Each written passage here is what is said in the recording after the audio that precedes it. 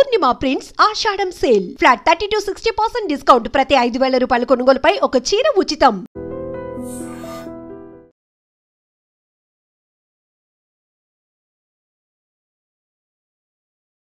ఒక విషాదకరమైనటువంటి వార్త. బాధాతప్త హృదయంతో జర్నలిస్ట్ సొసైటీ అంతా మాట్లాడుకుంటున్నటువంటి వార్త. We miss you Swechha. One of my ex colleague, writer, poet, anchor, activist, Telangana వాది స్వేచ్ఛ బలవన్మరణానికి పాల్పడింది. కారణాలు ఏమైనప్పటికీ తను బలంగా వినిపించేటువంటి ఒక వాదన, కాళ్ల మీద నిలబడాలి, ఉమెన్ ఎంపవర్మెంట్ అంటే ఏంటో చూపించుకోవాలి అని చెప్పేటువంటి స్వేచ్ఛ మరణం అనేది. స్వేచ్ఛ 2 రోజుల ముందు, తన బలవన్మరణానికి పాల్పడే 2 రోజుల ముందు ఇన్స్టాగ్రామ్లో పోస్ట్ చేసినటువంటి ఒక ఫోటో నిజంగా అంతలా డ్రామాటిక్ చేంజెస్, డ్రాస్టిక్ మూమెంట్ తీసుకోవడానికి ఏవి కారణాలు అయ్యాయి?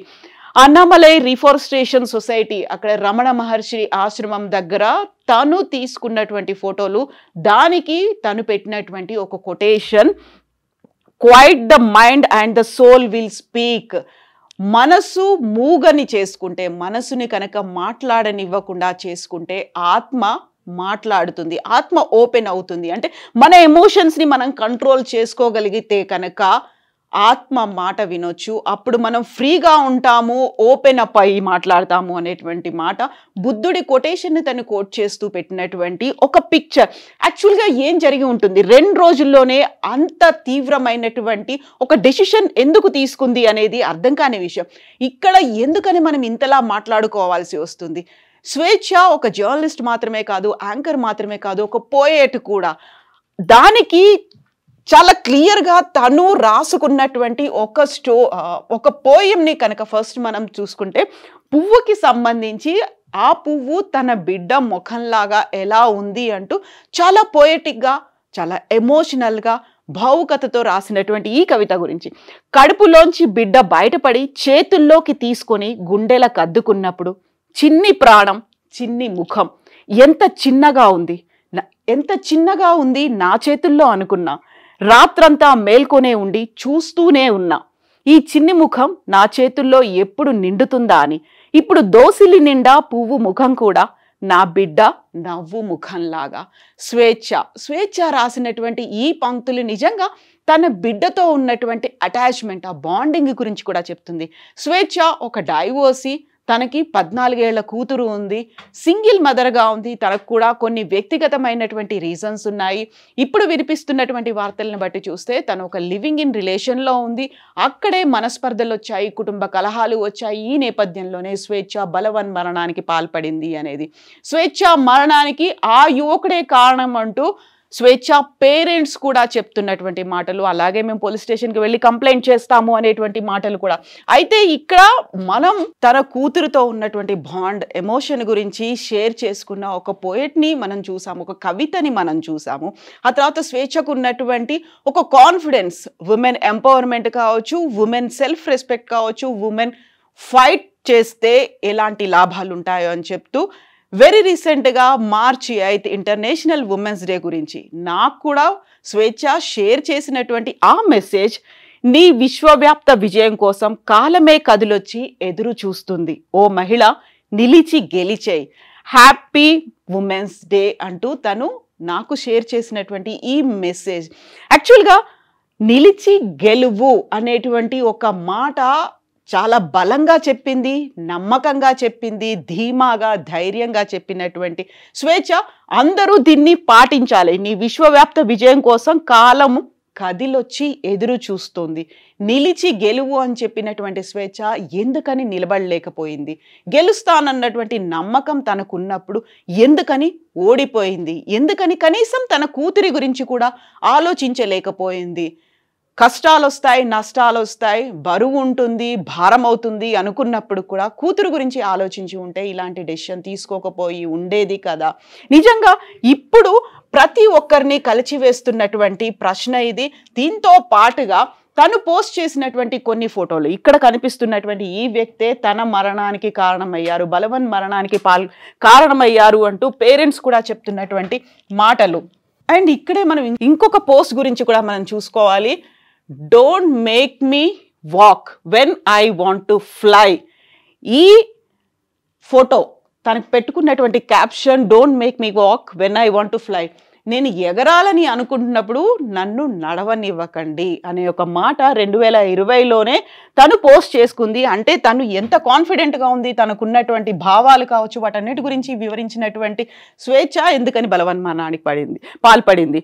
తను పూర్ణచందర్ తను గతంలో తెలంగాణ మూవ్మెంట్లో పార్టిసిపేట్ చేశారు. ఇవన్నీ చేసినటువంటి పూర్ణచందర్తో తను వెరీ రీసెంట్గా రమణ మహర్షి ఆశ్రమానికి కూడా వెళ్ళి వచ్చింది. అక్కడే ఆ ఫోటోల్ని కూడా జస్ట్ ఒక 2 days బ్యాక్ ఇన్స్టాగ్రామ్లో తనకున్నటువంటి సోషల్ మీడియా అకౌంట్లలో పోస్ట్ చేసినటువంటి స్వేచ్ఛ ఇప్పుడు బలవన్మరణానికి పాల్పడడం వెనకాల తనే ఉన్నాడు అనేది కుటుంబ సభ్యులు స్వయంగా తన కూతురు కూడా చెప్తున్నటువంటి మాటలు.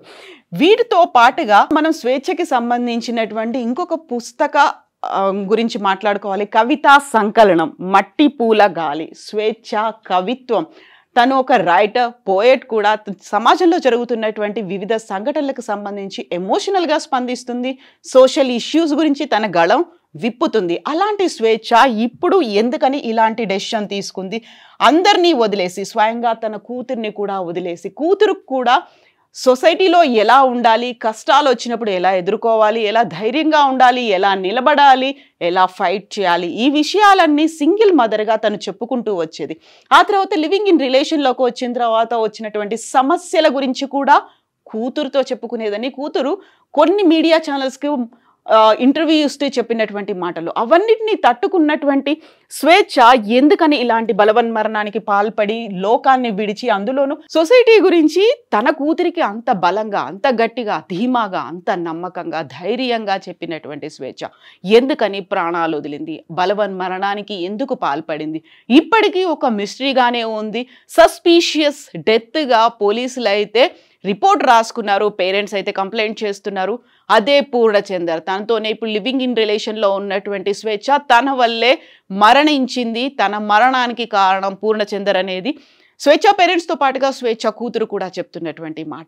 అయితే ఇక్కడ ఎందుకని అలాంటి బలహీనమైనటువంటి క్షణంలో బలమైనటువంటి నిర్ణయాన్ని తీసుకుంది? నిలిచి గెలువు అనేటువంటి ఒక మాటని చెప్పి అందరూ పాటించాలి అంటూ బలంగా నమ్మినటువంటి స్వేచ్ఛ ఎందుకని అంత దూరం అయిపోయింది? బోల్డని క్వశ్చన్స్ అయితే ఉన్నాయి. అయితే అవన్నీ కూర్చొని మాట్లాడుకోని మనస్పర్ధలు ఏమైనా ఉంటే దూరం చేసుకోవాల్సినటువంటి అంత మెచ్యూరిటీ ఉన్నటువంటి స్వేచ్ఛ. ఎందుకంటే ఇలాంటి సున్నితమైనటువంటి విషయాల మీద కూడా తనేంటో, తన వాయిస్ ఏంటో వినిపించినటువంటి స్వేచ్ఛ ఇంత బలహీన మనస్కురాలుగా ఎలా మారిపోయింది? ఇలాంటి డెసిషన్స్ ఎందుకు తీసుకోవాల్సి వచ్చింది? ఎస్, కుటుంబ సమస్యలు ఉన్నాయి, మనస్పర్ధలు ఉన్నాయి, లివింగ్ ఇన్ రిలేషన్ కాబట్టి తనకున్నటువంటి ఫ్యామిలీ ఉంది. అక్కడ విడాకులు తీసుకోకుండానే పూర్ణచందర్ తనతో కలిసి సహజీవనం చేస్తున్నాడు. ఇవన్నీ ఇష్యూస్ ఉన్నాయి. ఇవన్నిటి గురించి స్వేచ్ఛకి ముందు నుంచి తెలుసు. ముందు నుంచి కూతురు కూడా అవేర్ చేస్తూ వస్తోంది, జాగ్రత్తగా ఉండమని చెప్తూ ఉన్నాను అనే మాట స్వేచ్ఛ కూతురు ఇతర మీడియా ఛానల్స్తో మాట్లాడుతూ చెప్పినటువంటి మాటలు. వీటన్నిటి గురించి కూడా అండ్ స్వేచ్ఛ మరణానికి సంబంధించి కూడా ఆ ఫోటో నేను మీకు చూపించదలుచుకోలేదు. ఎందుకంటే ఎప్పుడూ నవ్వుతూ ఉండేటువంటి స్వేచ్ఛ అలాంటి విగత జీవిగా హ్యాంగ్ అవుతూ ఉన్నటువంటి ఫోటోని చూసి తట్టుకోలేకపోయాను. ఆ స్వేచ్ఛ ఫోటోని నేను మీకు చూపించదలుచుకోలేదు. ఒక రకంగా అది కూడా అనుమానాల్ని రేకెత్తిస్తోంది. నిజంగా అది ఆత్మహత్య, హత్య అనేటువంటిది. ఎవరైనా హ్యాంగ్ చేసుకున్నారు అంటే కింద ఏదైనా స్టూల్ లాంటిది ఉంటుంది. అలా కాకుండా బెడ్ మీద కాళ్ళు ఫోల్డ్ చేసుకొని ఉన్నటువంటి స్థితిలో స్వేచ్ఛ మరణించింది. అదే స్థితిలో కూతురు చూసింది, అదే స్థితిలో ఇంటి చుట్టుపక్కల వాళ్ళు చూశారు, అదే స్థితిని అంబులెన్స్ స్టాఫ్ కూడా చూశారు, పోలీసులు కూడా చూశారు. అక్కడే అనుమానాలకి తావిస్తోంది. స్వేచ్ఛ ఆత్మహత్య చేసుకోలేదేమో, హత్య చేయబడిందేమో, హత్య జరిగిందేమో అటువంటి డౌట్. ఇవన్నిటినీ పోలీసులు అయితే క్లియర్ చేయాల్సినటువంటి అవసరం ఉంది. మెల్లిమెల్లిగా అవన్నీ ఒక్కొక్కటిగా బయటకు వస్తున్నప్పటికీ కూడా నీ విశ్వవ్యాప్త విజయం కోసం కాలమే కదిలొచ్చి ఎదురు చూస్తుంది. ఓ మహిళ, నిలిచి గెలిచేయి, నిలబడండి, గెలిచి చూపించండి అనే మాట. మన గెలుపు కోసం విశ్వం కదిలి వస్తుంది, కాలం ఎదురు చూస్తుంది అని చెప్పినటువంటి స్వేచ్ఛ ఒక బిగ్గెస్ట్ పజిల్ని, ఒక పెద్ద క్వశ్చన్ మార్క్ని వదిలిపెట్టి వెళ్ళిపోయింది. అలా వెళ్ళిపోవాల్సినటువంటి అవసరం ఏమొచ్చింది? ఎందుకని ఇలాంటి డెసిషన్ తీసుకుంది? కనీసం తను తన గురించి ఆలోచించుకుంది తప్ప కూతురు గురించి ఎందుకని ఆలోచించలేకపోయింది? 14 సంవత్సరాల కూతురు స్కూల్లోనే ఉన్నటువంటి కూతురు అలా మరణానికి పాల్పడ్డం నిజంగా అర్థం కాని విషయం, జీర్ణించుకోలేని విషయం. బట్ ఒక మాట, చాలా తప్పు చేసింది, తొందరపడింది, వెళ్ళిపోయింది. ఒక్క క్షణం ఆలోచించుకొని ఉంటే స్వేచ్ఛ ఇప్పటికీ మన మధ్యనే ఉండేది. ముందు నుంచి తను freedom is life, freedom is love, freedom గురించి మాట్లాడుతూ వచ్చినటువంటి స్వేచ్ఛగా ఒక డెసిషన్ తీసుకొని అయితే వెళ్ళిపోయింది. కాకుంటే ఆ డెసిషన్ తీసుకునే ముందు ఆలోచించి నిర్ణయం తీసుకొని ఉంటే బాగుండేది. కూతురికి తల్లి మిగిలేది, తల్లిదండ్రులకి ఒక కూతురు కూడా మిగిలి ఉండేది. స్వేచ్ఛ, we really miss you and sorry to say, ఒక తప్పుడు నిర్ణయం తీసుకున్నావు, తొందరపాటు డెసిషన్ తీసుకున్నావు, అందరికీ దూరం అయ్యావు, అందరినీ ఏడిపిస్తూ వెళ్ళిపోయావు. నిజంగా ప్రస్తుతం ఉన్నటువంటి సమాజం దేనికి ప్రయారిటీ ఇస్తుంది? ఆర్థిక సంబంధాల చుట్టూ మాత్రమే తిరుగుతుంది. మళ్ళీ ఎన్నికలంగానే చాలా విరక్తి కలుగుతాను. మంచి అనిపిస్తుంది కదా, లేడీస్ కూడా ఛాలెంజింగ్ జాబ్స్ చేసినప్పుడు చాలా బాగుంటది. ట్రాఫిక్ అసిస్టెంట్స్ గా నియమించిన ట్రాన్స్జెండర్స్ అందరితో సాల్యూట్ చేయించుకుంటున్నారు. ఫుడ్ డెలివరీ ఇవ్వటానికి వెళ్ళినటువంటి డెలివరీ బాయ్ అనిల్ పై కళ్ళ ముందు